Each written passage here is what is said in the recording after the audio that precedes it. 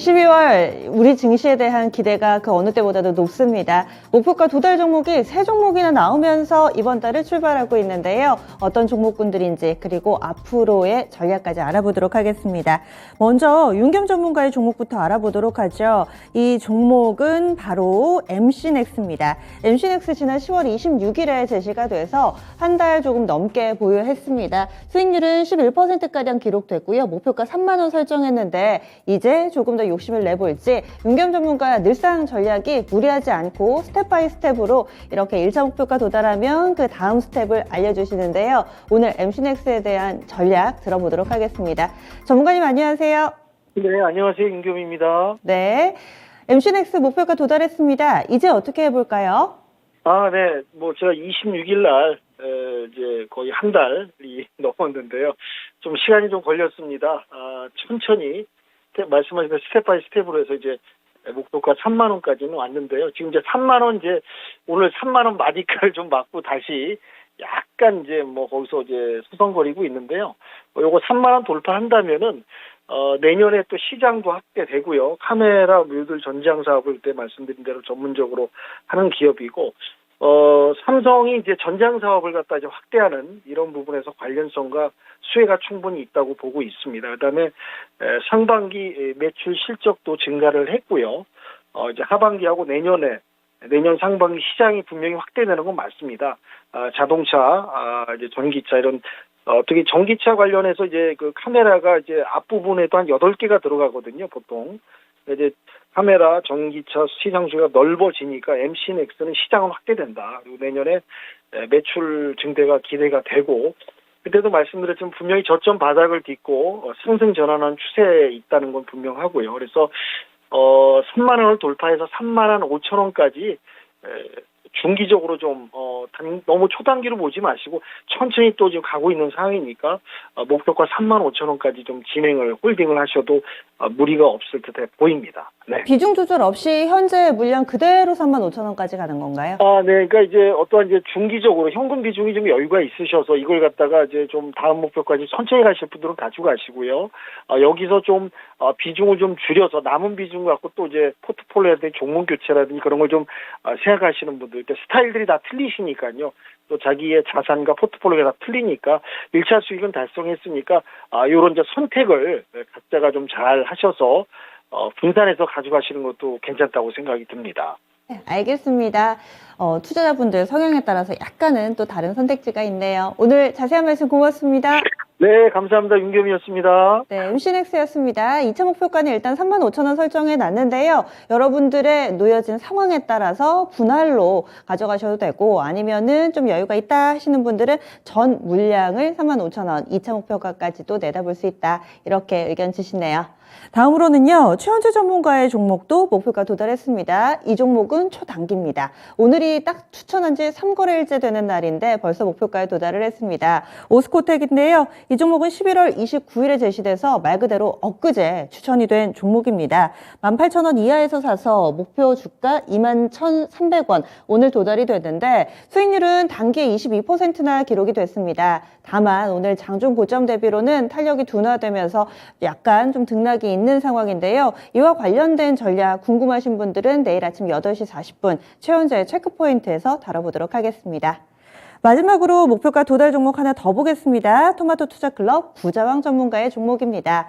9월 말 즈음에 제시돼서요. 2달 약간 넘게 인내했던 종목 KTNG입니다. 이 종목 약간은 좀 걸음이 느린 아이 같은 그런 느낌이 있죠. 하지만 또 실망시키지 않고 꾸준히 우상향하더니 목표 주가 10만 원 터치 나왔습니다. 수익률 15%가량 달성됐습니다.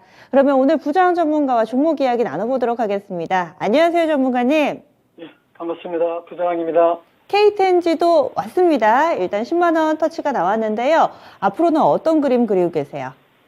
네, 그 당시 이제 종목을 KTNG 추천할 때는 지수 변동성이 워낙 컸기 때문에 좀 안정적인 종목을 드리자 해서 제가 골라 나왔던 종목입니다. 사실 이제 경기 방어주 성격이 좀 강하죠.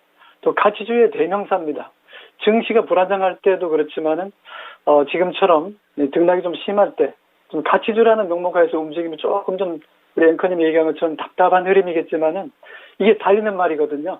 또 더군다나 이 종목이 바로 배당 매력이 아주 큰 종목입니다. 작을 때는 4.5%, 6% 정도 주고 많으면 6% 이상 배당 수율이 상당히 높은 회사고요. 부채비율이 20%대, 유보율이 960%대, 저평가되어 있는 초우량주입니다. 그때도 말씀드렸지만은 탄탄한 재무구조의 영업이익률이 25% 이상 된다 그랬으니까 마진이 이렇게 큰 회사 고르기 어렵잖아요. 그런 부분에서 동사가 ESG 관련해서도 상당히 좀 경영 마인드에서 좀 주력하고 있다는 부분이고 주저하는 정책에 따라서 상당히 노력을 많이 하고 있다는 부분에서 KTNG는 저는 목표가 단기 목표가는 실현됐다고 보고 손절가 75,000원도 지금 자리에서 유효하다고 봅니다. 그래서 목표가를 달성하신 분들한테 일단 축하드리고요. 좀 더 멀리 가고자 한다는 분은 1차, 2차 나눠서 중장기적으로 들어가는 것도 나쁘지 않다. 목표가는 상향하겠습니다. 네, 목표가 얼마로 지금 상향을 해주신 거죠? 그 차트 보시면은 단기적으로 일봉이 한 10만 원에 딱 두들겨 맞고 내려왔기 때문에 다시 눌러주는 저가 매수는 가능합니다. 1차적으로 저는 11만 5천 원 정도, 단기로 보시는 분은 11만 5천 원 정도 보유하고 있는 분들 입장에서 그렇게 접근하시면 되고, 또 중기로 본다면 6개월 이상 가져가실 분들은 13만 원까지 중기적으로 접근해도 좋다, 이렇게 말씀드립니다. 예, 알겠습니다. KTNG를 사시면서 내가 단기 수익 내야지 이러신 분들은 사실 많지 않으실 거예요. 그래서 투자 성향에 맞게 좀 가격 전략을 제시를 해주셨는데 중장기적으로 6개월 이상까지도 가격 전략이 일단은 좀 나왔습니다. 조금 더 이 상승 여력이 남아있으니까 여기에서 10만 원 이하에서 조금 밀린다면은 저가 매수도 가능하고, 그리고 단기, 중기적으로도 조금 더 들고 갈 수 있다. 이렇게 전략 세워주시네요. 기억하겠습니다. 그리고 지난주에 주셨던 종목 명신산업입니다. 한 주 동안의 흐름 어땠나요? 네. 명신산업을 고를 때는 이제 업황을 봤고, 동사가 상당히 좀 기술력이 뛰어난데도 불구하고 안 올라갔다는 부분과 실적, 모멘텀이 분명히 있는 거고요. 자동차 차체 부품 관련해서는 이 핵심 기술이 핫스탬핑인데, 사실 이제 950도 가열해가지고 급냉시켜서 냉면 압축해서 공급을 만든 회사들이 그렇게 드물어요. 그런 부분에서 전기차라든가 수소차라든가 이런 부분에서는 경량화, 고강도 이런 부분이 필수적으로 들어가기 때문에 동사의 앞으로 기술력은 지난번에도 말씀드렸지만 세계 1위 전기차 회사하고 거래를 하고 있다는 말이죠. 거기뿐만 아니라 고객을 계속 다변화하고 있다라는 부분은 플러스 알파로 작용한다는 부분이고, 환율이 등락이 좀 있었지만 물류비 완화라는 이런 부분에서의 원가 개선 효과는 계속 이어질 거라서 봅니다. 그래서 저는 목표가를 단기적으로 21,000원 들었었는데 한 주간은 별로 큰 의미는 없어요. 왜냐하면 동종목이 15,300원부터 해서 지난달부터 10월과 11월 저점을 찍고 오르기 시작하면서 일정 부분, 즉 3분의 1 되돌림이 나왔거든요. 그런 부분에서 지금 가격대가 17,750원이니까 제가 추천할 때가 17,900원 아니었습니까? 그죠? 그런 부분에서 21,000원의 목표가는 그대로 유효하다, 이렇게 말씀드리고 저가 매수 당부드리고요.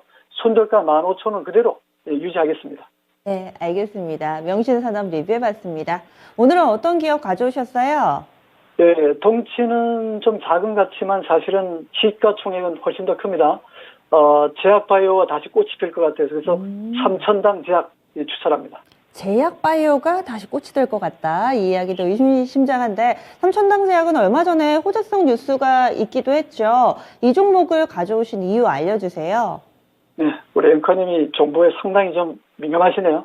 자, 일단 삼천당제약은 항생제라든가 순환기 소화기라든가 호흡기 쪽에 관련해서는 전문의약품 쪽이고, 거기는 이제 안과용제 전문의약품 회사입니다. 제조뿐만 아니라 판매도 할 수 있는 회사고, 다른 것보다는 제가 좀 중점적으로 두고 있는 부분이 아일리아 쪽인데요.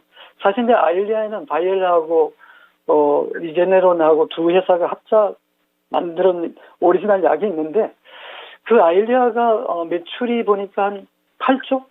한창 환율이 높아질 때는 12조까지 2021년도에 매출이 발생했던 아주 블록버스트급의 신약이 될 것 같은데, 동사가 이제 바이오 시밀러 측면도 있고 또 베타로 발전할 수도 있거든요. 근데 일단은 계약이 체결이 됐는데 본계약은 내년 2월에 한다 그러고, 제가 볼 때는 이제 유럽 공급이 확정됐다는 부분에서는 주가가 움직여 볼 만하다. 근데 어제 가격에서는 좀 많이 올랐어요. 그래서 조금 좀 아쉽긴 한데, 그거보다는 이제 적자가 났다가 흑자로 성공했으니까요. 2021년 적자가 1분기, 2분기, 3분기 연속 흑자가 났더라고요. 그래서 3분기 매출을 보니까 2.9% 정도 증가했고 영업이익도 37.4억의 흑자 전환이 성공했단 말이죠. 그래서 뭐 규모는 그렇게 크지는 않으나 바이오 시밀러라든가 비만 치료제라든가 당뇨병 관련해서는 동사의 기술력이 있으니까 앞으로도 그런 부분에서 임상 3상으로 성공시킨다면 또 지금 바이오 시밀러 아일리아에 관련해서는 충분히 대항마가 될 것 같아요. 그런 부분에서는 이 종목이 이제 적기가 아닌가. 주가가 조금 오르든 내리든 간에 지금 시점에서는 동사 기본적 분석에서 흑자 전환하는 것 플러스 블록버스터의 신약 플러스라고 한다면 지금이 가장 매수하기 좋은 적기라고 추천합니다. 가격 전략 어떻게 세울까요? 네. 자, 지금 현재 47,350원입니다. 저는 뭐 현재가 밑으로 사겠지만 우리 회원님들 입장에서 비싸게 살 필요 없어요. 46,000원 밑으로 사면은 많이 먹을 수 있으니까 좀 시간을 갖고 그렇게 하시고 오늘 종가 밑으로 47,350원 밑에서는 매수 관점. 단기 목표가는 55,000원 정도 제시해드리고 손절가는 38,000원이 좋겠습니다. 저는 초량주를 집중 발굴해서 수익을 키우는 전문가입니다. 우리 회원님한테 이 방송 라스산스 시간에 미래나노텍 또는 PMT라든가 나무가라든가 계속 현대 일렉트릭이라든가 이런 좋은 종목을 계속 발굴해드리는 이유가 재무제표뿐만이 아니라 지금 달리는 말에 올라타시는 게 좋을 것 같아요. 여기서 삼천당 제약은 스트롱 바이입니다. 네. 알겠습니다. 스트롱 바이 어지간해선 잘 안 주시는데 이 종목 확실하게 좀 가져가면서 흐름 추이 지켜보겠습니다. 고맙습니다. 네, 고맙습니다. 네. 근래 이 제약바이오에 대한 관심도 슬슬 나오고 있습니다. 내년 초에 있을 학회 모멘텀이라든지 또 분위기가 살아나면서 제약바이오 주들에도 또 이 매기가 들어가지 않을까라는 기대 나오고 있는데요. 삼천당 제약 이 종목 목표 주가 55,000원 설정됐고요. 손절 라인은 38,000원입니다. 오늘은 무료 온라인 공개 방송이 4시 30분에 있습니다. 이토마토 홈페이지고요. 신상원 전문가와 함께하는 투자 여행, 오늘 살펴볼 차트들. 차트에 대해서 나는 좀 약하다, 보고는 싶은데 어렵다 하시는 분들은 이 시간 함께해 주시면 깨알 팁 많이 받아가실 수 있습니다. 지금까지 토마토 전략실이었습니다.